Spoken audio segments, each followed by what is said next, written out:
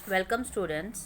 आज हम आपकी अमृत संचय के पाठ भिखारिन, जो कि आपका पाठ 9 है, इसको पढ़ेंगे। भिखारिन, जैसा कि नाम से ही आपको शीर्षक से पता चल रहा है कि भिखारिन जो है एक ऐसी लड़की की स्टोरी है जो कि गंगा के तट के ऊपर सीढ़ियों पर बैठकर आने जाने वाले लोगों से भीख मांगती है। और वहाँ पे एक निर्मल नाम का युवक जो है अपनी माँ के साथ भी स्नान करने आता है।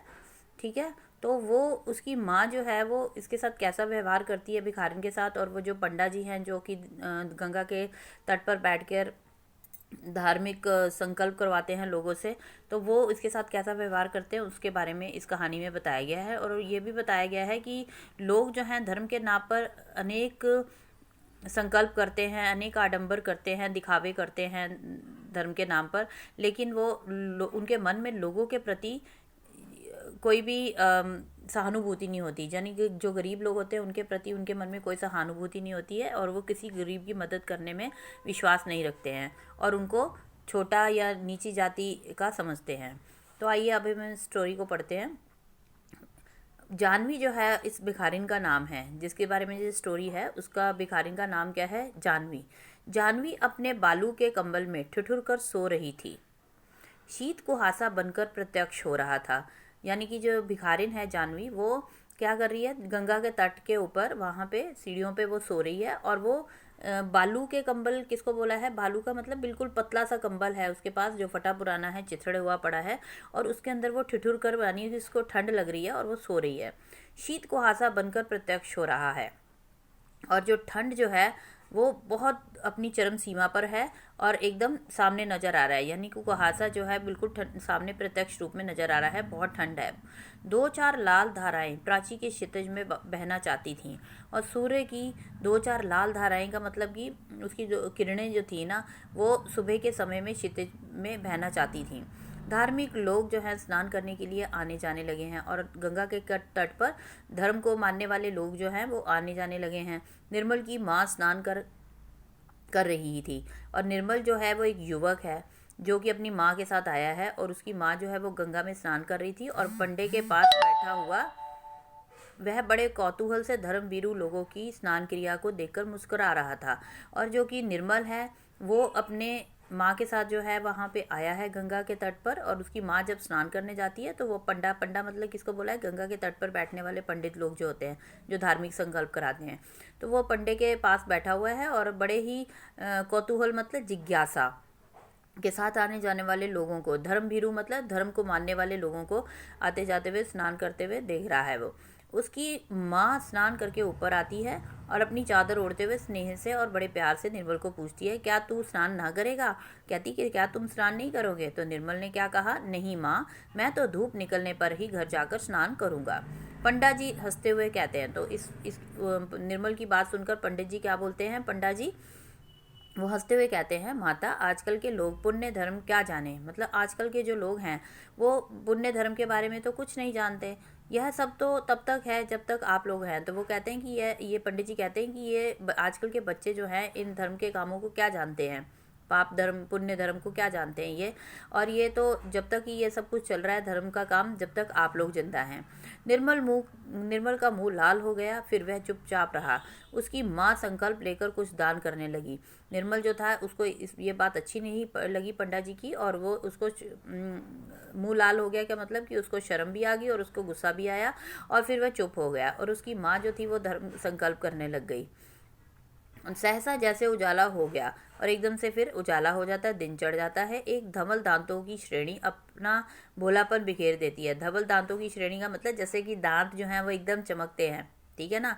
और उसी तरह से क्या होता है कि दिन की रोशनी जो है चारों तरफ बिखर जाती है। कुछ हमको भी दे दो रानी माँ। और उसमें से एक आवाज़ आती है उसी समय कि उस भिखारन की, और ये आवाज़ किसकी होती है? उस भिखारन की होती है, जो कि निर्मल की माँ से कहती है कि मुझे कुछ कुछ हमें भी दे दो रानी माँ।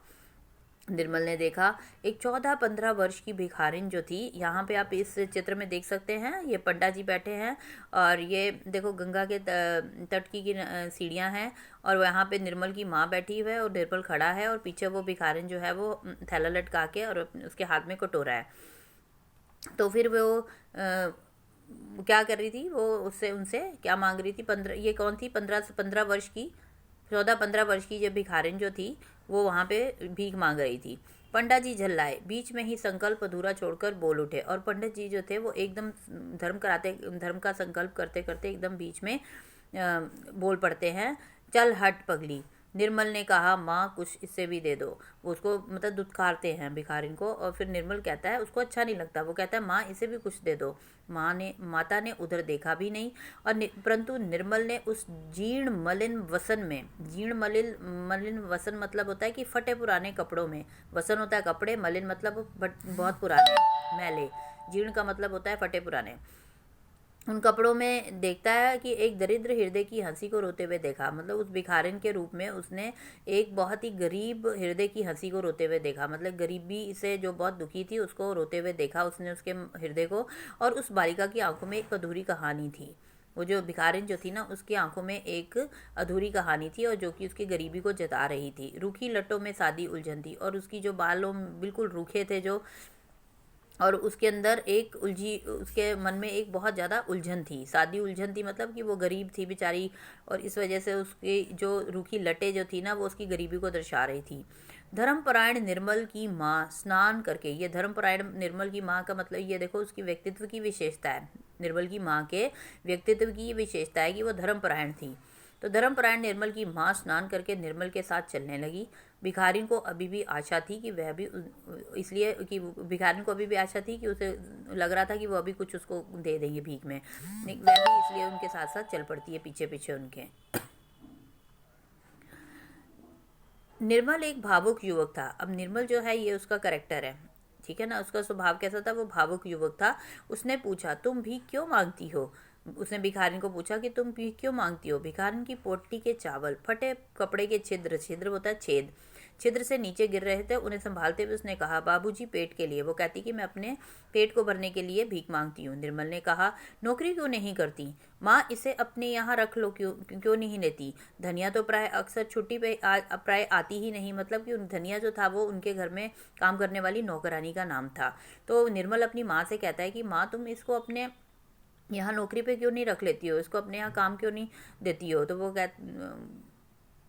माँ इसे अपने यहाँ रख लो, मतलब कि माँ इसे अपने घर में काम करने के लिए रख लो, क्योंकि धनिया जो थी उनके घर की नौकरानी अक्सर छुट्टी पे रहती थी। माता ने गंभीरता से कहा, उसने बिल्कुल सीरियस होके कहा माँ ने उसकी, रख लो, कौन जाती है, कैसी है, जाना ना सुना, बस रख लो। तो माँ उसको गुस्से से बोलती है कि इसको ऐसे बोल रहा है कि इसको रख लो, क्या पता ये कौन सी जाति की है और कहाँ से आई है, कैसी है, ना इसके बारे में हमने कभी सुना ना जाना, और बस तुम कह रहे हो कि इसको रख लो। यहाँ से क्या पता चलता है कि उसकी माँ जो थी वो जाति के भेदभाव को मानती थी। निर्मल ने कहा, माँ दरिद्रों की तो एक ही जाति होती है। माँ झल्ला उठी और भिखारिन लौट चली। और निर्मल ने कहा कि माँ गरीबों की भी कोई जाति होती है, गरीबों की तो बेचारों की एक ही जाति होती है कि वो गरीब होते हैं। तो माँ झल्ला उठती है, माँ को बहुत गुस्सा आता है, भिखारिन लौट जाती है वहाँ से। फिर निर्मल ने उस भिखारिन की ओर देखा, उसे लगा जैसे उमड़ी हुई मेघमाला बिना बरसे हुए लौट गई। उमड़ी हुई मेघमाला मतलब कि जैसे कि बादल का जो एक मेघमाला मतलब बादलों की एक माला जो है एकदम से टुकड़ा जो है बादल का एकदम उमड़ कर आता है ना, उमड़ का मतलब कि भरा हुआ आता है पानी से, और वो बिना बरसे ही निकल जाता है। तो उसी तरह से वो जो भिखारिन थी वो भी उनसे बिना कुछ लिए ही वहाँ से वापस चली जाती है। उसका जी कचोट उठा, मतलब उसका बहुत मन उदास हुआ। निर्मल का विवश था, माता के साथ चला गया। भिखारिन के गीत के स्वर पवन में डोल रहे थे, और भिखारिन जो अपना गीत गा रही थी ना, गीत गा गा के भीख मांग रही थी, उसके जो आवाज़ थी, उसके जो स्वर थे वो पवन के अंदर सुनाई दे रहे थे। धूप गंगा के वृक्ष पर उजली होकर नाच रही थी, और जो धूप जो थी अब निकल आई थी, सुबह हो चुकी थी। तो धूप के जो रोशनी थी ना वो कहाँ पे, गंगा के जो धाराएं थी ना उसके ऊपर उजली होकर नाच रही थी। भिखारिन पत्थर की सीढ़ियों पर सूर्य की ओर मुंह किए गुनगुना रही थी। निर्मल आज अपनी भाभी के साथ स्नान करने के लिए आया था। अब ये दूसरा सीन है, दूसरी बार क्या हुआ कि दोबारा से वो अपनी किसके साथ आता है, भाभी के साथ, यानी अपनी भाई की वाइफ के साथ वो स्नान करने के लिए आता है, और उसके गोद में उसका अपना भतीजा होता है, यानी उसके भाई का जो बच्चा होता है वो उसने अपनी गोद में ले रखा होता है। गोद में अपने 4 महीने के भतीजे को लिए हुए वह सीढ़ियों से उतरा। भाभी ने पूछा, निर्मल आज क्या तुम भी पुण्य संचय करोगे? संचय करोगे मतलब कि आज क्या तुम भी पुण्य कमाओगे? तो वो पुण्य कमाओगे मतलब कि तुम भी स्नान करोगे गंगा नदी में जाकर। ये देखो भिखारिन भी बैठी हुई है वहीं पे गंगा के तट के किनारे। क्यों भाभी, जब तुम इस छोटे से बच्चे को इस सर्दी में नहला देना धर्म समझती हो तो मैं भी क्यों वंचित रह जाऊं? इस बार वो अपनी भाभी को कहता है कि जब तुम इतने छोटे बच्चे को अगर नहलाने को क्या समझती हो, धर्म का काम समझती हो, तो मैं क्यों इससे वंचित रहूंगा, मैं भी इसको करूंगा। सहसा निर्मल चौंक उठा। उसने देखा बगल में वही भिखारिन बैठी गुनगुना रही थी, और जैसे उसने देखा कि नीचे सीढ़ियों में फिर वही भिखारिन जो थी वो गुनगुना रही थी, उसी स्वर में गुनगुना रही थी सॉरी। निर्मल को देखते ही उसने कहा, बाबूजी तुम्हारा बच्चा भले भूले बहू का सुहाग बना रहे। और जैसे वो निर्मल को देखती है कि उसके हाथ में बच्चा है और उसके साथ में एक स्त्री है, तो वो सोचती है कि वो उसकी स्त्री जो है वो उसकी पत्नी है, उसकी भाभी नहीं, उसको नहीं पता होता कि उसकी भाभी है। वो सोचती है कि ये इसकी वाइफ है और वो बच्चा उसी का है। तो वो कहती है, बाबूजी तुम्हारा बच्चा भले भूले बहू का सुहाग बना रहे। निर्मल अप्रतिभ रह गया। अप्रतिभ का मतलब होता है एकदम से हैरान रह जाता है। उसकी भाभी हंसती हुई बोली, हट पगली। तो भाभी उसको कहती है, हट पगली। भिखारिन सहम गई, वो एकदम से थोड़ी सी डर जाती है। उसके दांतों का भोलापन गंभीरता के पर्दे में छिप गया, और जो भिखारिन जो थी ना, उसके मुंह का जो भोलापन था, दांतों का भोलापन जो था, उसकी गंभीरता का मतलब कि जैसे वो बहुत ज़्यादा सीरियस हो जाती है और चुपचाप बैठ जाती है। वो सोचती है कि मैंने कुछ गलत कह दिया। निर्मल ने स्नान किया। तभी उस भिखारिन ने फिर याचना की, और निर्मल के स्नान करने के बाद फिर उस भिखारिन ने फिर से प्रार्थना की, बाबूजी कुछ मिलेगा? तो अब की बार क्या कहता है निर्मल उसको, अरे अब की बार वो जो होती है ना, उसकी जो भाभी होती है, वो उसको जवाब देती है। निर्मल कुछ नहीं बोलता, उसकी भाभी उसको जवाब देती है भिखारिन को, जब वो मांगती है ना कि कुछ मिलेगा। अरे अभी बाबूजी का ब्याह नहीं हुआ है, जब होगा तब तुझे न्योता देकर बुलाएंगे। वो कहती है कि अभी बाबूजी का शादी नहीं हुई है, यानी कि निर्मल की अभी शादी नहीं हुई है, और जब होगी तब हम तेरे को न्योता का मतलब तुझे इनविटेशन देकर बुलाएंगे। तब तक संतोष करके बैठी रह, तब तक तू यहाँ पे चुपचाप बैठी रह। भाभी ने हंसकर कहा, तुम लोग भी बड़ी निष्ठुर हो भाभी। तो फिर निर्मल क्या कहता है कि तुम लोग तो बहुत ही ज़्यादा निर्दयी हो, बहुत ही मतलब सख्त दिल की हो। उस दिन माँ से कहा इसे नौकर रख लो, तब वह इसकी जाति पूछने लगी, ठीक है, और आज तुम भी हंसी ही कर रही हो। यह सुनकर भाभी ने एक चवन्नी निकालकर भिखारिन को दे दी। पैसे लेकर भिखारिन जो थी गुनगुनाती हुई वहाँ से चली गई। तो ये थे बेटा इसके शब्दार्थ। देखो, क्षितिज का मतलब दूर, जहाँ धरती आकाश एकाकार होते हुए दिखाई देते हैं। और जीर्ण होता है पुराना, और मलिन का मतलब होता है मैला, वसन मतलब कपड़ा, मेघमाला बादलों की पंक्ति, अप्रतिभ आश्चर्यचकित। अब इसके देखिए प्रश्न उत्तर देख लेते हैं। पहला प्रश्न इसका है, जानवी अपने बालू के कंबल में ठिठुर कर सो रही थी। पंक्ति का आशय स्पष्ट करो। अब यहाँ पे इस पंक्ति का अर्थ यही है कि जो जानवी जो थी, क्योंकि शीत जो थी वो बहुत ज़्यादा थी, ठंड बहुत ज़्यादा थी, सर्दी का मौसम था, और जानवी जो थी अपने कंबल, फटे पुराने कंबल को ओढ़कर, बालू के कंबल मतलब बहुत ही पुराना सा कंबल होता है उसका वो, तो वो पुराने फटे पुराने कंबल को ओढ़कर ठिठुर कर वहाँ पे सो रही थी गंगा के सीढ़ियों के पास, जहाँ पे कि लोग जो थे वहाँ पे स्नान करने के लिए आते थे गंगा तट पे। उसके बाद पंडा जी का चरित्र चित्रण कीजिए। अब पंडा जी का चरित्र चित्रण में आपको ये लिखना है कि पंडित जी जो थे ये कैसे थे। ये धर्म के कार्य करते थे। गंगा के तट पर ये बैठकर आने जाने वाले लोगों से, जो लोग स्नान करने आते थे गंगा के तट पर, उनको ये धर्म संकल्प करवाते थे, धार्मिक कार्य करते थे उनके लिए। और लेकिन ये मतलब धर्म कार्य करने के बावजूद भी इनके मन में गरीबों के लिए कोई भी दया भावना नहीं थी। और जब भिखारिन जो होती है वो इनसे निर्मल की माँ से कुछ भीख मांगती है, तो उस समय ये उसको अपना संकल्प को बीच में छोड़कर उसको एकदम से दुत्कारते हैं और उसको बोलते हैं कि चल हट, यहाँ से दूर जा, ठीक है ना। मतलब उसको एकदम से मतलब अपना धर्म का काम करते करते एकदम से उसको दुत्कार देते हैं। इससे पता चलता है कि वो धर्म के कार्यों का आडंबर करते हैं और उनके मन में जो है कोई भी प्रेम भावना नहीं है गरीबों के लिए, या दया भावना नहीं है।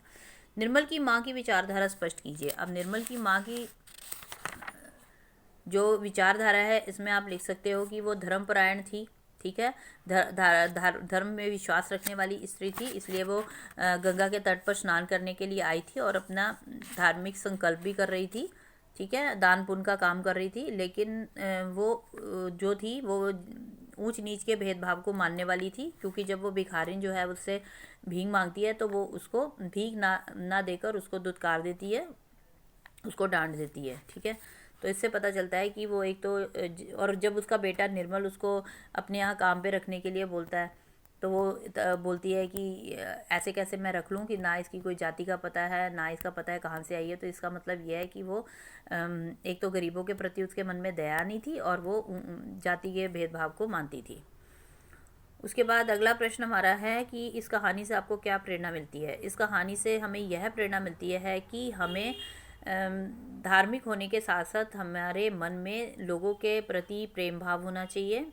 ऊंच नीची जाति का भेदभाव नहीं हमारे मन में होना चाहिए। ठीक है, हमारे सामने सब बराबर होने चाहिए।